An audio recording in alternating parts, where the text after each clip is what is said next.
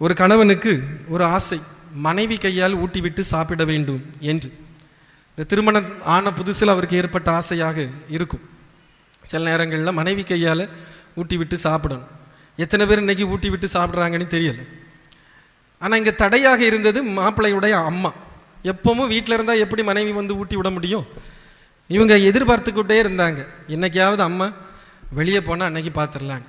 ஒரு நாள் மாமியார் வெளியே போனாங்க, மருமகளே நான் கடைக்கு போயிட்டு வரேன். வீட்டில் இருந்த கணவன் கேட்டான், இதுதாண்டா வாய்ப்பு, என்ன செய்யணும்?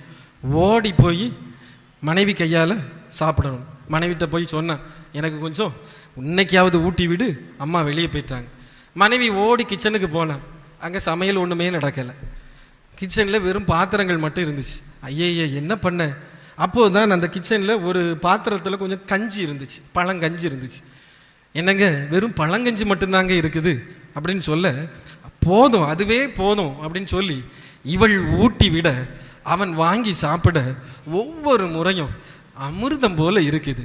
இதுவல்லவா வாழ்க்கை? வாழ்க்கை ரொம்ப சந்தோஷமாக வாங்கி சாப்பிட, திடீர்னு கடைக்கு போன அம்மா வீட்டுக்கு வர மருமக ஓடி போய் ஒன்றும் தெரியாமல் பாத்திரத்தில் கிச்சனில் வச்சுக்கிட்டு அமுக்கமாக வந்து அமர்ந்துட்டாங்க.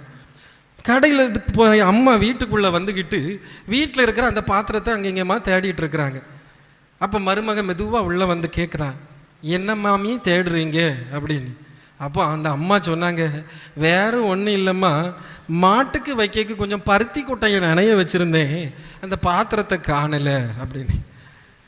ஓஹோ, கணவனுக்கு இவ்வளவு நேரம் நம்ம கொடுத்தது என்னது? பழங்கஞ்சி அல்ல, பருத்தி கொட்டை. அதையும் வாங்கி அந்த கணவன் சுவையாக இருக்குதுன்னு வாங்கி சாப்பிட்டானே அப்படின்னு. காரணம் என்ன தெரியுமா? அன்பு. அன்பு இருந்தால் பருத்தி கொட்டை நீர் கூட பழங்கஞ்சியாகவும் அமிர்தமாக இருக்கும். அன்பு இல்லைன்னா சின்ன தூசி கூட பெரிய கல்லாக தான் இருக்கும்.